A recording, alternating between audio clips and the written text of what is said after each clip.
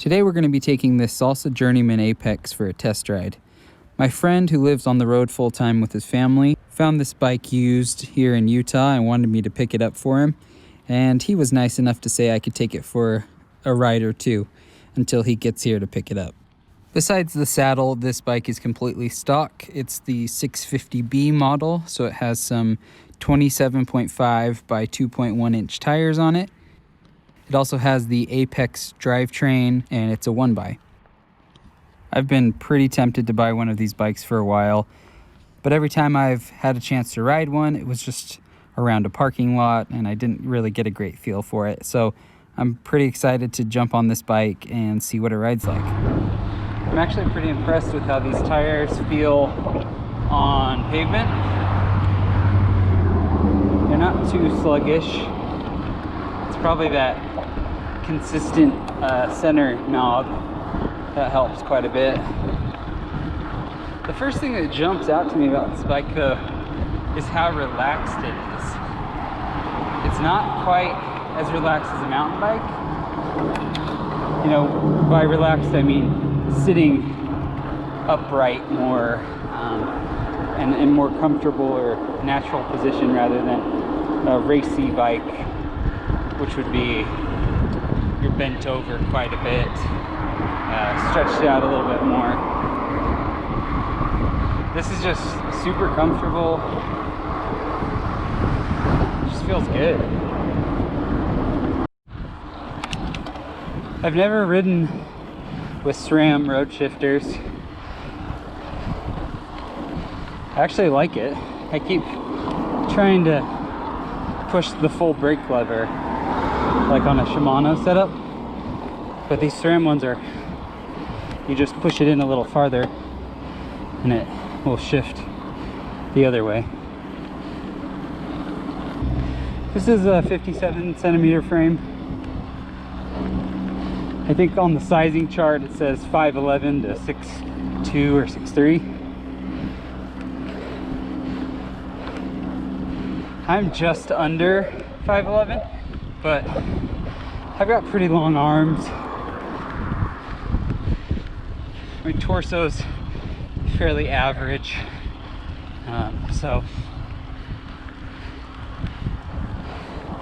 I tend to ride a bigger bike. This fits pretty well. The stem is a little bit long. I think if I were to keep this, I would get a shorter stem on it. The handlebar width is great though. I really like that. I'm not sure how many miles this bike has on it. It still has some of the little nubs on the tires. The guy I picked it up from said he used it for work. He also made this little bag for it, and I would take it off, but he sewed it on. I'm not sure why. It's probably just as easy to put some Velcro on, but I don't want to take it off since this isn't my bike. I picked this route because it's got a good mix. It's pavement, and then right here we're going to get onto dirt road or gravel road, and then we'll even hit some single track with some rocky stuff, but a lot of smooth single track as well. It also has some good climbs.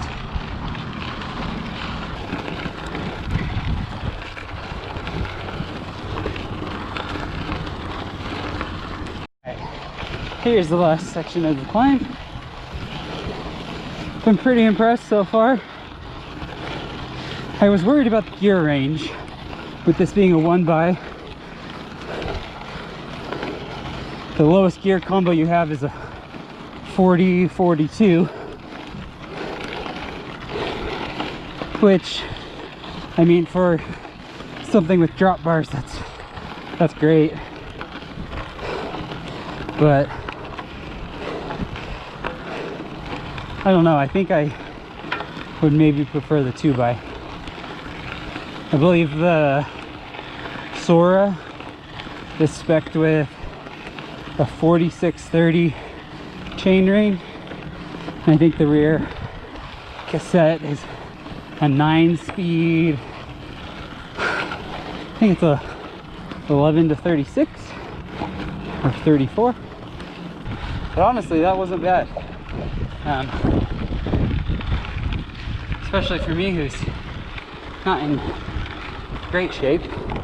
I think if you're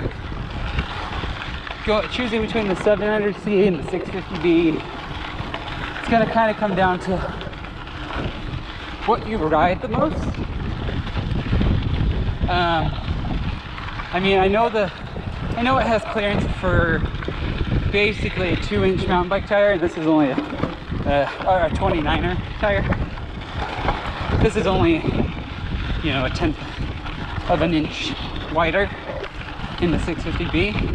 I think I would maybe go with the 700 over the 650. You can run almost the same width of tire. You get the added benefit of increased rollover. When you don't have suspension, it makes a big difference.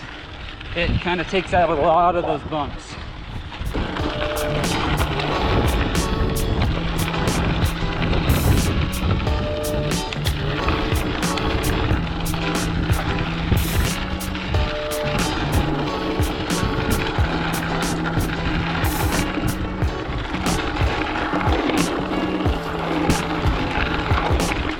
The steering's a little twitchy on this, but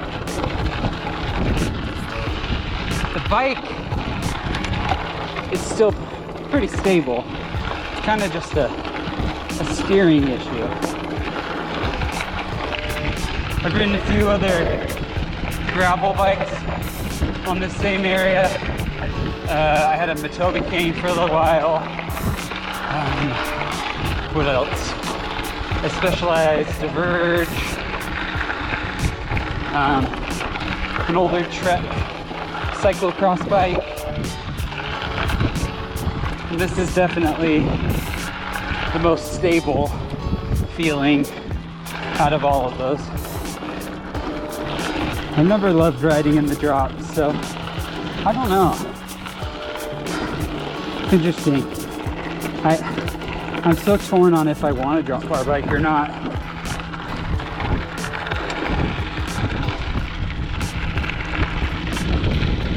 Or if I should go with an alt bar, like a Jones Loop or Sterling Moloco or whatever it's called.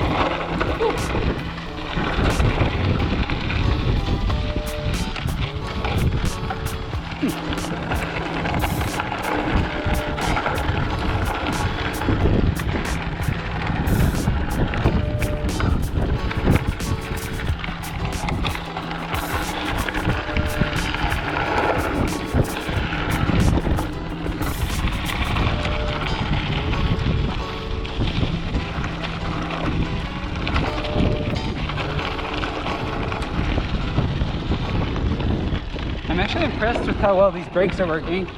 There's some TRP Spires, I think. Yeah, really impressed. They've got some decent stopping power for just being these mechanicals. Typically, I'm not too happy with them.